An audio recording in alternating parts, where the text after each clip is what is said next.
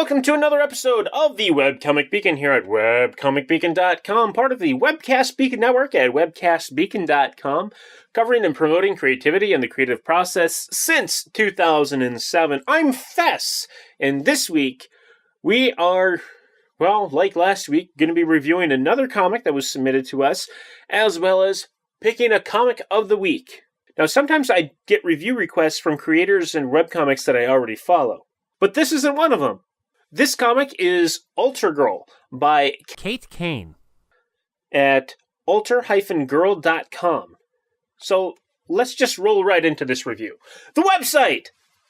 Okay, the website doesn't go to the latest page as a standard for most webcomics. Instead, we get links for a book 1 and book 2 to be able to start from the beginning of reading each book.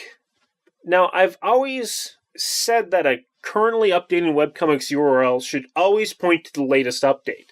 Though when you have storyline-dependent comics, I do understand that might not help new readers as much, especially when you think about spoilers or something like that. So the next best thing is to have a hub-like homepage with a sampling of the latest comic, which this website does have, so that you can see that it updated. But when the website comes to viewing the comic, it is functional enough. There's a little bit of dead space, but it's sort of separated fairly enough with the header and the footer. Not too terrible, and there's enough variation in the colors to help keep your eyes from just wandering off into dead white space, which is not a very good idea, as was described in last week's comic. The header includes the logo plus a menu bar, which is all nicely put together, but it's not terribly memorable. Next to that are links to social media connections, including vote links for comic ranking websites, which take up a fair amount of space. Now, I've not talked much on webcomic ranking websites, but I think I'm going to save that for another episode. On to the artwork. Now, I'm probably going to sound very critical and negative here. When I review things, I tend to focus on the things that need work. I do try to stick positives in to help balance things out, but growing up on the internet, you can't help but focus on faults. It doesn't mean that I hate everything. Even art I love tends to have things I'll nitpick about.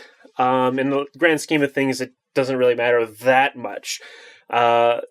The thing about these reviews that I try to be as honest as possible, but also not to be a jerk about it.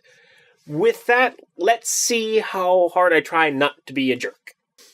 With Alter Girl, it's really hard to pin down the art quality on this one. The biggest thing I recognize first is the liberal use of screen tones, as well as the use of photos for backgrounds in some capacity. The screen tones are overused to a fault. They almost appear to be randomly chosen, though they are the worst when they're meant to represent a clothing pattern. There are no folds at all. It's straight pattern. A lot of the backgrounds are images turned to grayscale or simple trace overs. And when they aren't, buildings and some objects are terribly rigid and flat, really not matching the style of the characters at all. The creator does indeed have much to learn. Now, I do get the overall sense, like a ton of bricks, that the art style is supposed to be manga-like. The art, as well as the story, feels way too inspired by dime a dozen manga. Combined, I didn't have high hopes for this comic when I first started reading it. In book 2, chapters 4 through 7, and I did actually read this whole comic, the art is noticeably better. Though it still feels like the creator is still learning things or possibly just sort of doing things very quickly. I mean, there is a sense of style, in the faces especially, but proportions still tend to be off a fair bit here and there. Still, as the comic continues, the creator's strength is really in the character design, and it really strengthens as the comic continues. Now to the writing. When I can, I like to defer to the creator's own words when it comes to the pitch of a comic or trying to describe it for somebody. That way I don't give anything away that they don't particularly want to give away right away. And who else would be, or should be better to give a pitch or description of their comic than the actual creator themselves? So, this comic's creator refers to Alter Girl as Catholic schoolgirl Ashley Alters has a major crush on one of the most popular boys at school. She also unwittingly holds on to one of the two keys to heaven and earth.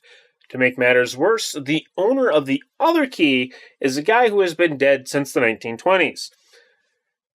But not to worry. Seth Charming has been brought to the present day by twin angels Sarah and Cherry so that he can use his second chance at life to help Ashley with her unrequited love. Angels and demons are fighting for both of their keys, but Ashley's got to deal with bullies, exams, and trying to get the handsome Adam Evening to actually notice her. Life is tough for the Alter Girl. Okay, a little tangent here. Like many Japanese high school manga, there is very little actually going on in the academic sense, and mostly just the focus on these social aspects.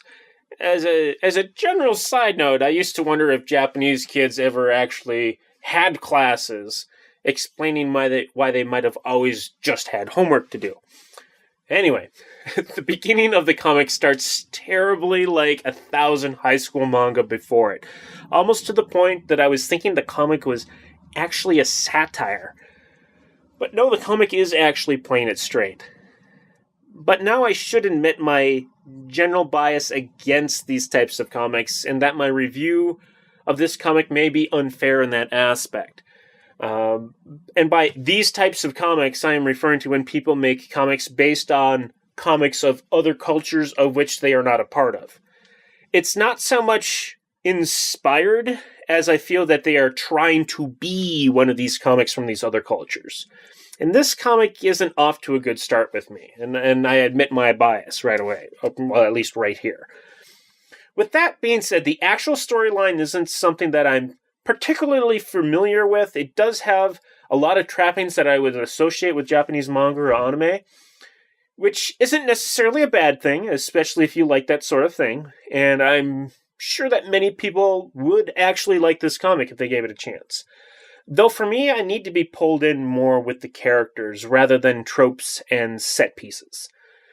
Unfortunately, the comic doesn't quite pull me in. There is character development of several characters, and there's clearly more actual plot happening in this comic than a certain comic I'm picking as Comic of the Week right after this, with similar plot trappings and some set pieces, which makes me feel a little bad for liking the coming Comic of the Week pick in general more than this comic. Though I will say that if I were to actually review this week's Comic of the Week, I'd probably have a ton of critical things to say about it. But that just goes to show how everything isn't for everybody, that similar things are still different. As far as Alter Girl goes, while it doesn't capture me as a sustained reader, the comic does actually have a progressing plot, and the art does keep getting better and better by chapter. This may certainly be a great comic for people out there, and I'm certain the comic will continue to get better in all aspects. I will say that I'll probably check up on this comic in the future to see how things have been moving along. I would rate this comic as safe for work and young adult, and once again, you can find that at alter-girl.com. And now, time for that Comic of the Week pick. Comic of the Week is Misfile by Chris Hazelton, found at misfile.com. One of the longest running and still running webcomics online, Misfile follows a boy that has been gender swapped into a girl's body.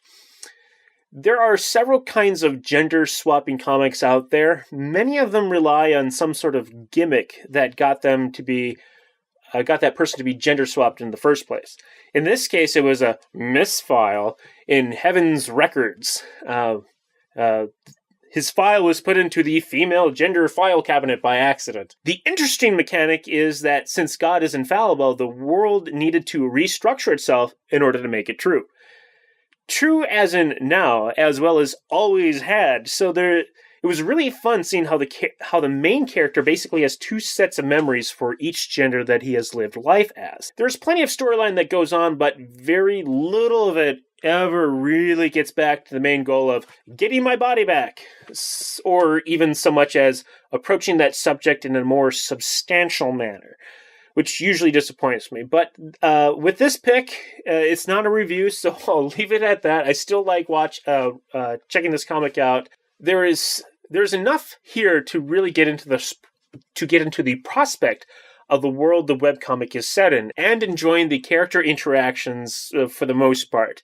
I'd rate this comic as young adult, safe for work, with some sexy situations and occasional violence. That is all for this week for the Webcomic Beacon at webcomicbeacon.com. Thanks for watching, and come back to us next week.